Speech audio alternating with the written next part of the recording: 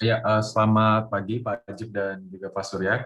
Pada kesempatan yang berbahagia kali ini, saya akan mempresentasikan hasil penelitian saya dengan judul Implementasi RFID pada pulse oximeter sebagai alternatif modul komunikasi lokal. Jadi untuk agenda pada presentasi kali ini terdiri dari 5 agenda. Jadi yang pertama-tama kita mulai dari pendahuluan. Jadi untuk latar belakang dari penelitian saya ini itu pada September 2020 lalu ditemukan gejala baru COVID-19 yang dimana pasien itu menunjukkan pasien meninggal secara tiba-tiba tapi menunjukkan tanda atau gejala sama sekali, yang dimana setelah diteliti gejala ini itu ditemukan sebagai dengan nama HAPI atau silent hypoxia, yang dimana kondisi tubuh itu kadar oksigennya di bawah ambang normal tetapi pasien tidak menimbulkan gejala atau tanda-tanda seperti sesak nafas walaupun kadar oksigennya di bawah kadar normal.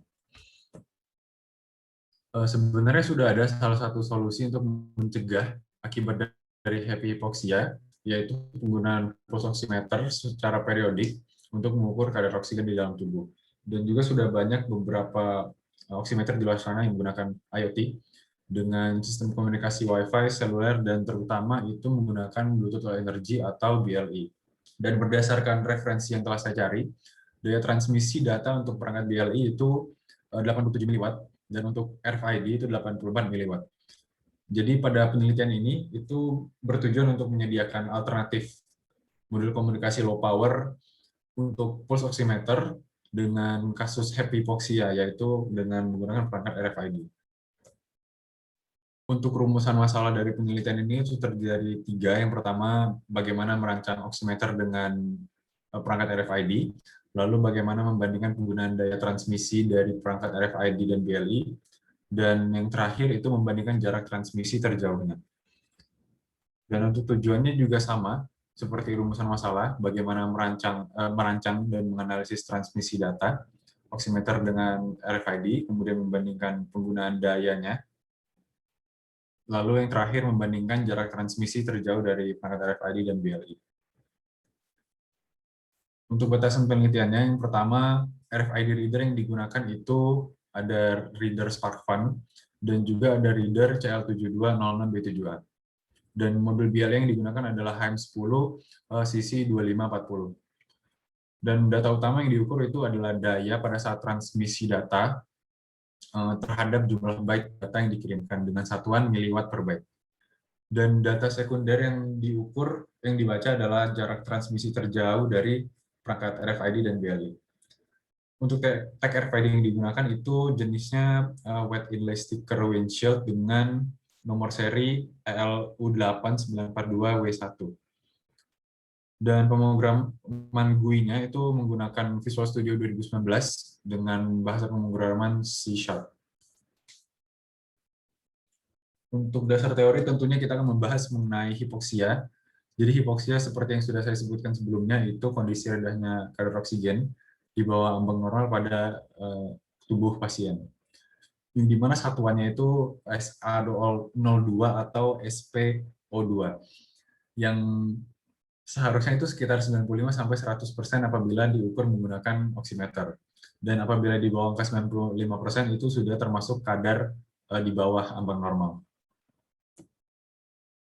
Lalu kemudian hypoksia, jadi kadar oksigen di bawah ambang normal tetapi tidak menimbulkan gejala sama sekali. Pasien tidak merasakan sesak nafas, batuk, dan lain sebagainya. Dan sejauh ini untuk penyebabnya itu belum ditemukan secara pasti, tetapi beberapa penelitian menunjukkan bahwa COVID-19 itu diduga menyerang sistem saraf dari otak penderitanya, yang dimana sehingga pasien tidak dapat merespon terhadap penurunan kadar oksigen di dalam tubuhnya. Lalu kemudian ada RFID, jadi komponen utamanya ada tag, reader, antena, dan server atau PC. Jadi untuk antena ini itu berupa antena eksternal dan opsional karena dari readernya sendiri itu sudah memiliki antena di dalamnya. Lalu kemudian ada tag dan EPC atau Electronic Product Code. Yang pertama itu mengenai jenis-jenis dari tag RFID. Ada 3. Yang pertama ada pasif. Pasif ini itu jaraknya pendek karena tidak ada baterai internal dan perlu menerima gelombang radio untuk mendayai IC-nya. Lalu ada tag aktif, itu jaraknya sangat jauh karena mempunyai baterai internal untuk mendayai IC dan juga untuk melepaskan sinyal gelombang radio terhadap reader. Dan untuk yang terakhir ada battery assisted pasif atau BAP. Ini jaraknya lebih jauh dari pasif tetapi lebih pendek dari aktif karena baterai internal yang digunakan itu hanya untuk mendayai IC. Jadi masih perlu menerima sinyal gelombang radio dari reader. Lalu ada electronic product code. Jadi EPC yang digunakan pada tag yang akan kita gunakan pada penelitian ini itu kelas 1 Gen 2, yang dimana generasi ini itu merupakan yang pertama yang bersifat WMRM atau read many untuk EPC dari tag-nya. Lalu kemudian ada Bluetooth, seperti yang sudah kalian tahu semuanya bahwa merupakan teknologi komunikasi dengan frekuensi unlicensed ISM dari 2,4 sampai 2,48 GHz. Dan untuk BLE itu merupakan salah satu turunannya dari versi 4.0, di mana salah satu kelebihannya itu daya yang digunakan sangat kecil. Lalu kita masuk ke bab 3 untuk perancangan sistem. Jadi ini ada alur kerja perangkat RFID. Jadi pertama-tama tentunya dari oximeter akan dibaca data oximeternya berupa BPM dan SPO2. Lalu kemudian Arduino akan mengubah data oximeter yang tadinya bentuk desimal diubah ke dalam bentuk heksadesimal karena EPC itu bentuknya heksadesimal. Nanti yang sudah dibentuk dalam heksadesimal dikirimkan kepada reader. Nanti reader smartphone akan melakukan write EPC terhadap tag melalui antena eksternal. Dan tag pasif ini kemudian akan di-read EPC-nya oleh reader CL72 yang nantinya akan diubah kembali dari heksadesimal ke desimal pada dashboard GUI. Lalu ini untuk alur kerja GUI, saya bagi menjadi 3 komponen utama. Yang pertama itu untuk melakukan sambungan atau koneksi dengan reader CL72, dan yang kedua itu untuk melakukan pengaturan power antena, dan yang terakhir itu untuk melakukan operasi read. Dan ini untuk alur kerja perangkat BLE.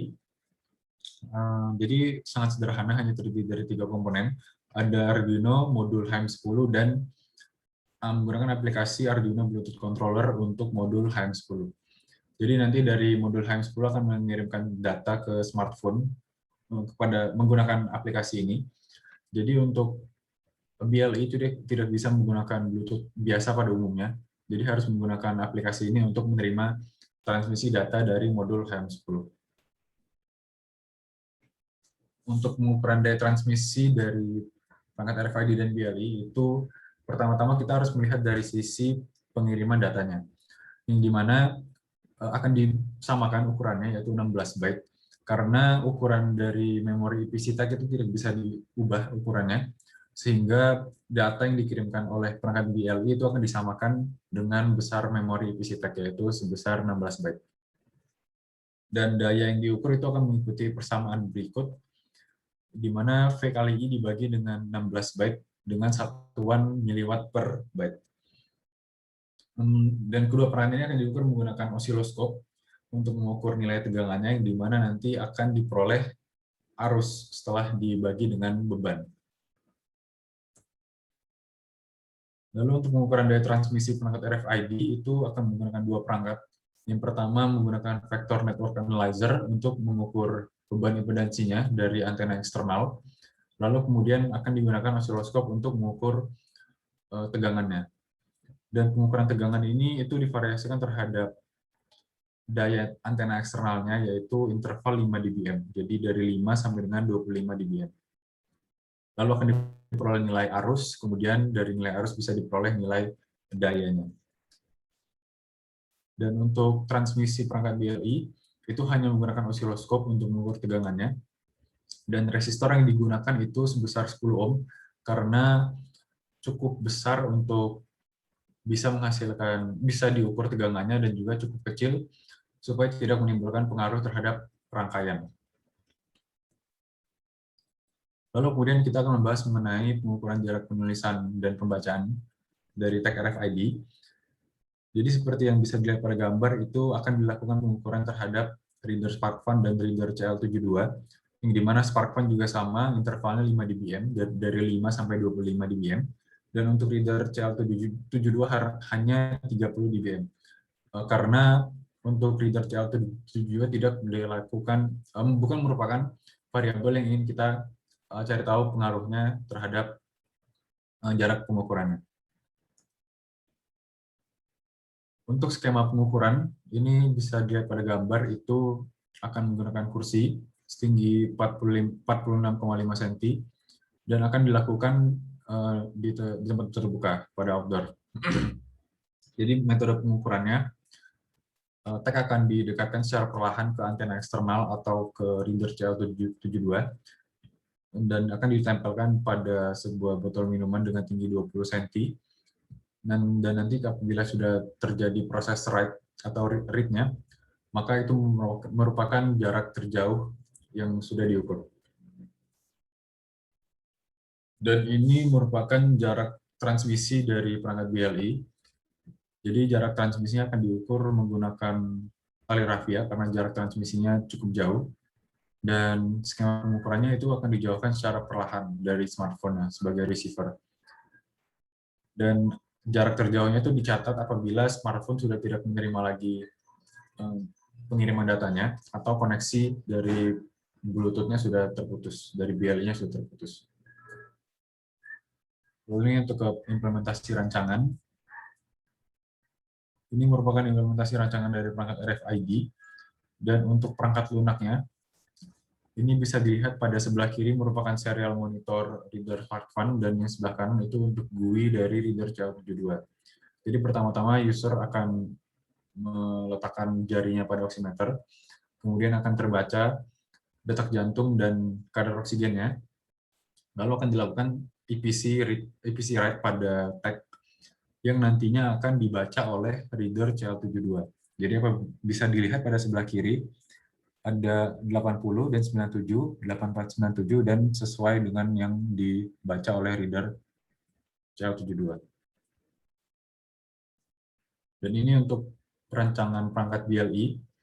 Jadi ini interface dari aplikasi Arduino Bluetooth controller-nya. Jadi pertama-tama harus melakukan koneksi lalu mengirimkan sebarang teks untuk memulai menerima pengiriman data dari perangkat BLI-nya. Ini untuk hasil pengukurannya.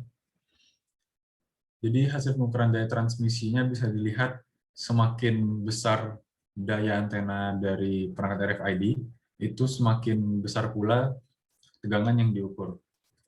Hal ini menunjukkan bahwa semakin besar daya antena yang digunakan, maka daya listrik yang digunakan juga semakin besar, karena dengan daya antena yang lebih besar bisa menjangkau jarak yang lebih besar pula, yang dimana membutuhkan daya listrik yang lebih besar.